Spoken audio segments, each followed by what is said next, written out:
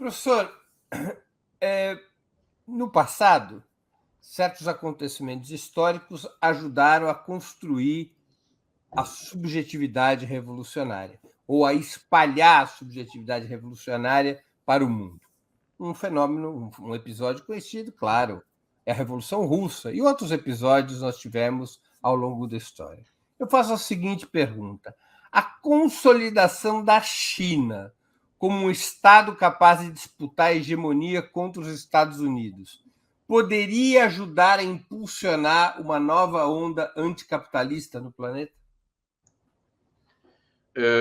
Eu diria, Breno, que a China é o último bastião da tentativa de organizar o capitalismo em termos ainda de lógicas de coesão parciais.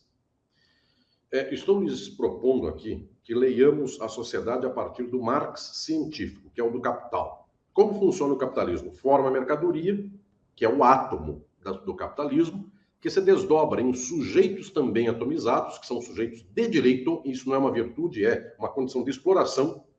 Ser sujeito de direito é poder vender força de trabalho para qualquer um, abstratamente, e qualquer sujeito, então, é só um sujeito abstrato, não importa a sua dignidade, se ele precisa de pão, de feijão, o que importa é que ele terá o que as suas condições contratuais lhe derem, então ele não terá o que precisa, ele terá o que o contrato lhe pagar. Esta dinâmica que chega ao átomo do capital, isto é o decisivo. Porque quando nós perdemos todas as gorduras e chegamos a este átomo, aí é matar ou morrer. Aí é o capitalismo em crise, do qual não tem mais remendo. E por isto que a classe trabalhadora poderia, neste momento histórico, começar a abrir a verdadeira fresta de leitura de mundo, que vai dizer: o problema não é a Argentina, o problema não é Cuba, o problema não é a China, o problema não é Estados Unidos, o problema é o capitalismo.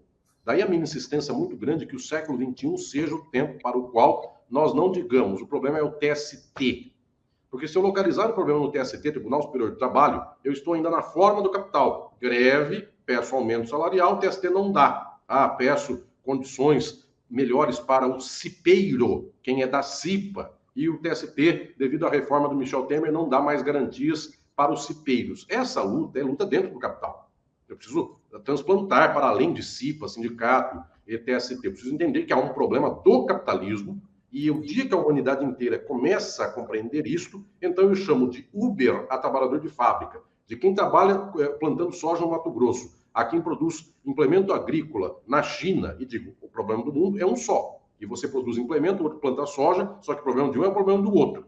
Pois bem, esta dinâmica que a extrema-direita sabe fazer, porque ela cria, só que faz errado, ela cria uma artificialidade abstrata do tipo nação, brasileiros, povo de Jesus, crentes, quem é de Deus, cidadãos de bem, quaisquer coisas como tais. Ela anela Jorginho Melo com José Trovão, Damares, Malafaia, que tecnicamente não tem nada uma coisa com a outra, mas tudo está no chapéu do cidadão do bem. Então, o que eu estou dizendo é que, como a extrema-direita consegue fazer isso e a esquerda só fala daquilo que é a sua luta direta, enfim, imediata, coesa, tem problema. A China é a última tentativa da coesão para a manutenção das formas sociais. Então, a China opera sob forma mercadoria, ela opera sob a valorização do valor, as formas do capital, apenas ela tenta a última coesão. E qual é a última coesão? Ainda é a coesão de grandes campos geopolíticos. Nós faremos um capitalismo melhor do que o estadunidense. E não vai aqui nenhuma crítica dizendo, ela não vai fazer. Pelo contrário, vai um elogio. Ela faz.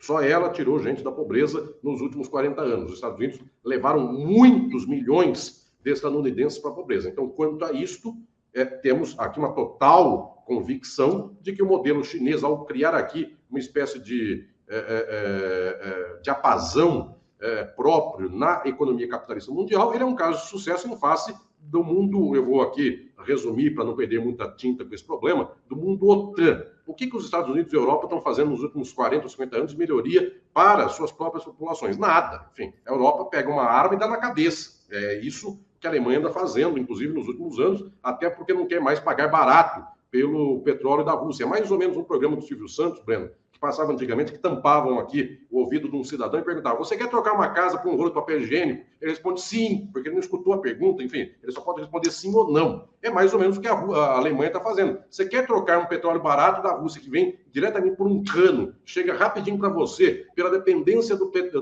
gás estadunidense, que virá por navio e você pagará 3 vezes mais? A Alemanha falou sim. Então, este mundo OTAN, que é Estados Unidos e sua pupila Europa, não está saindo nada daí de bom. E da China, efetivamente, olhem que dinâmica nos últimos 40 anos. Agora, a questão minha não é dinâmica por dinâmica. A minha questão é: que tentativa é esta? É a superação da exploração do capital no mundo? Não é. É ainda o último bastião, é ainda a última forma de organização. Eu estou feliz, inclusive, que eu vou falando e a Laila vai achando imagem na hora. Enfim, nada disso aqui é combinado, viu, gente? Ela aqui é sagaz em termos de me dar imagens boas quando eu falo. Então, o que eu estou dizendo é que a China, ela não é aqui, efetivamente, uma forma de ruptura, uma forma de luta, de ruptura com as formas do capital. Ela ainda é uma boa utilização. O que eu posso lhes comparar nesse sentido é algo como o Lula no ABC da década de 70 para 80. Isso não é um socialismo. Isso é uma boa luta interna nas condições das formas do capital. Agora, há de se dizer também que, em médio prazo, o problema do capital continua o mesmo. O Lula ganhou bons benefícios no ABC da década de 80, o Sindicato dos Metalúrgicos ganhou garantias e teve progresso. E a crise do capital independe dos metalúrgicos do ABC. A lógica da reprodução do capital independe de tudo isso. Então, quem é plantado ainda na condição mercantil do mundo sofre a contradição da crise desta própria forma, ainda que tente minorar. Porque alguém vai dizer assim: mas melhor que houvesse o Lula em 1980 do que alguém que não lutou lá no México em 80 e seu sindicato foi desmontado e o trabalhador ganhou menos. Sim, só que ao cabo, o que ganhou mais e o que ganhou menos estão sob a lei da valorização do valor, e no México, no Brasil, nos Estados Unidos, na Europa, na Finlândia, está todo mundo dependente desta estrutura de acumulação que é a crise do capital. Então, Breno, a sua resposta, a sua pergunta não deve ser respondida nos termos China boa, China ruim, porque, senhoras e senhores, se alguém olhar para o mundo OTAN e olhar para a China, efetivamente a China está abrindo ferrovia, ela está abrindo frente de emprego, etc, etc, etc. Menos gente morreu proporcionalmente lá do que em qualquer lugar do mundo. É um caso de sucesso. Se alguém olha para o Lula no ABC e compara o Lula com o Joaquinzão, ninguém vai dizer para mim: é tudo luta sob forma do capital. É tudo luta sob forma do capital. Mas o Joaquinzão era o pelego para amortecer totalmente. O Lula puxava umas coisinhas para a classe trabalhadora. Então, não estou comparando tudo do mesmo modo, mas estou dizendo: a luta sindical é sob forma do capital. A China expandindo produção de mercadoria para vender para o mundo é sob forma do capital. Ou seja, nós fazemos pequenas coesões ou grandes coesões geopolíticas, mas ainda estamos operando sob a plataforma da forma mercadoria, da forma valor, das formas da acumulação, e as contradições estão dentro desse contexto. Então, ainda a luta socialista mundial não despontou na sua forma efetivamente de combate à lógica do mundo enquanto mercadoria. Não é por lá, só por causa disso que pode surgir. Pode até surgir por lá, na China, no Oriente, mas não sob essa forma, sob uma forma nova, que é a forma da luta para a superação das condições do capitalismo.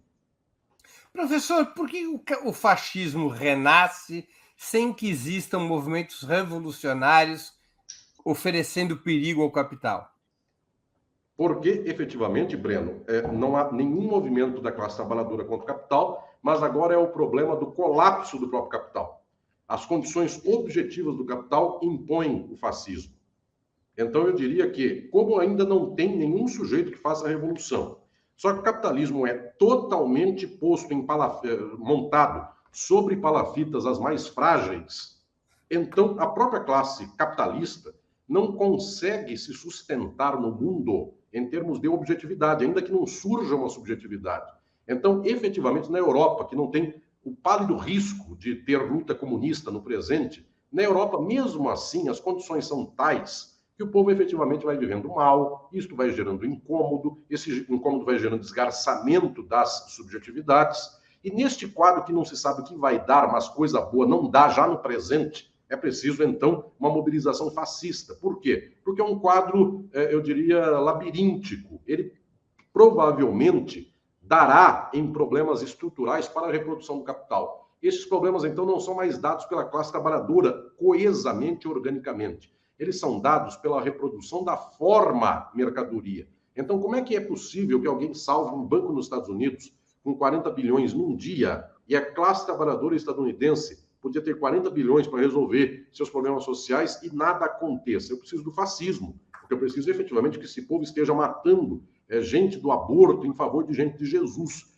Esta lógica demanda necessariamente esta extrema-direita atual, não por causa do risco de coesão de esquerda, mas por causa, efetivamente, desta miríade de sujeitos todos atomizados e ideologizados pelo capital, que podem romper com a lógica do capital. Efetivamente, pode acontecer um dia em que a população do mundo diga assim: eu pago o preço de morrer de fome, mas não vou mais trabalhar, não vou viver de pagar boletos a vida inteira. Não aguento mais minha depressão, eu vou efetivamente pular do penhasco, eu vou viver no meio da praia, olhando para a estrela e morrer aos pouquinhos, comendo coco.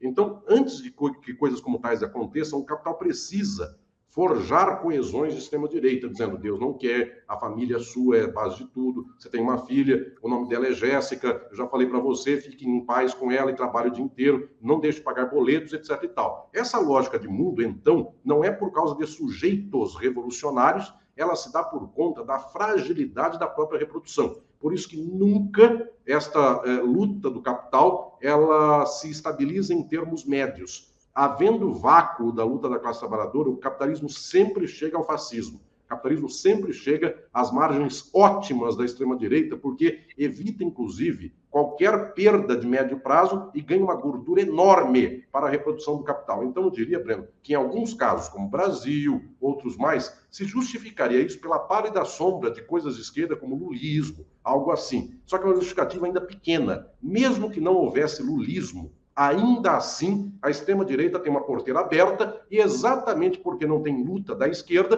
por que alguém então vai administrar o mundo na base tucana de cafezinhos às 3 da tarde com o Fernando Henrique Cardoso discutindo colóquios de direitos humanos? O cara do Mato Grosso, se ele puder matar o trabalhador ou pagar R$10 para ele, para que ele vai se tucanizar e vai apoiar a bela execução musical da Sala São Paulo? Ele vai chegar no limite. Então, eu diria que é até o inverso dessa reflexão. Exatamente porque não tem esquerda, o capitalismo tende à extrema-direita.